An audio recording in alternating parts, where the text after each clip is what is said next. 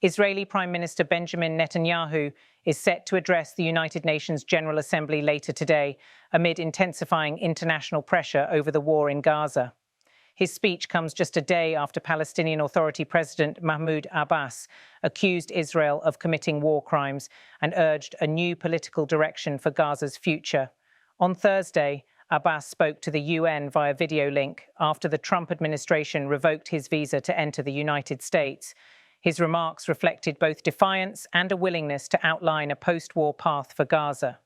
Abbas charged Israel with grave violations, telling world leaders that Palestinians were enduring suffering at levels unseen in decades. Rescuers in Gaza, using jackhammers to reach bodies trapped under rubble, continue to report a rising death toll as Israeli airstrikes devastated civilian areas, including Al-Zaba, a central Gaza town that the Israeli military itself had previously designated as a safe zone. Scenes of children digging through the wreckage for survivors underscored the desperation on the ground. One resident summed it up starkly. "This is forced displacement under bombardment. There is no life here, only bombing and extermination." Israel's ongoing air and ground assaults have intensified, pushing hundreds of thousands of Palestinians to flee North Gaza for already overcrowded areas in the center and south. But even these supposed safe havens have come under renewed Israeli fire. In one of the most harrowing accounts, a survivor pointed to the ruins of a home and said, "Look here, all 7 members of a family wiped out." Even this woman and her unborn baby, the mounting civilian death toll, has drawn sharp condemnation from around the globe. Some Western powers, including Britain and France, have now taken the step of recognizing a Palestinian state, a move meant to signal their frustration with the ongoing conflict and humanitarian crisis. In his address to the UN, Abbas declared his readiness for a resolution and made it clear that Gaza must be part of a future Palestinian state under his authority, not Hamas. He stated unequivocally, "Hamas will have no role in government, and it, along with other factions, must hand over its weapons to the Palestinian National Authority within the framework of building the institutions of one state, one law, and one legitimate security force. We reiterate that we do not want an armed state." At the same time, he condemned the militant group's actions on October 7th, stressing that it did not represent the broader Palestinian people. Abbas's willingness to envision a post-Hamas Gaza marked a significant political statement, especially as the region remains torn by conflict. But Israel's prime minister remains unmoved. Netanyahu has consistently lashed out at those promoting Palestinian statehood, blaming them for emboldening militant groups.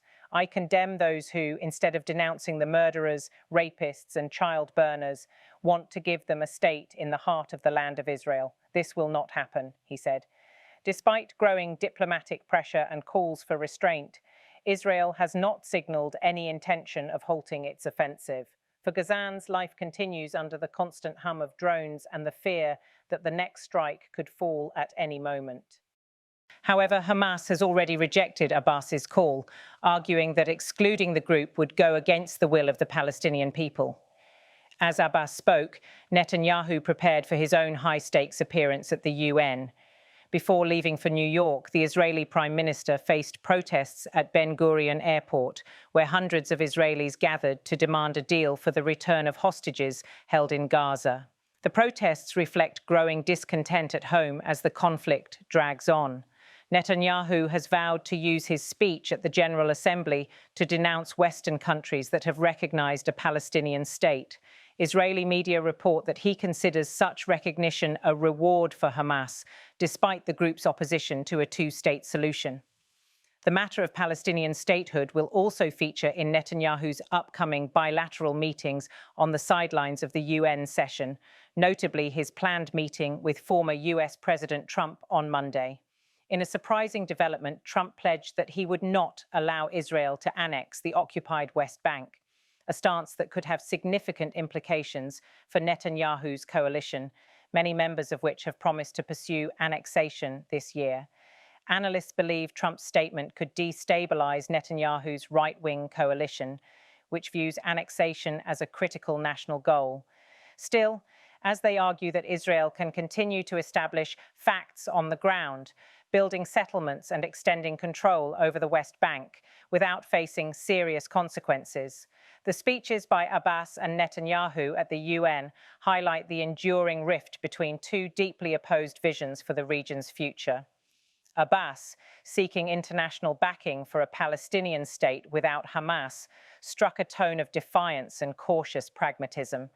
Netanyahu, equally defiant, framed Palestinian statehood as a threat to Israel's security and regional stability. For Palestinians in Gaza, meanwhile, the daily reality remains grim: continued airstrikes, mass displacement, and the constant loss of life. The humanitarian crisis on the ground shows no sign of easing as world leaders debate the path forward from their podiums in New York.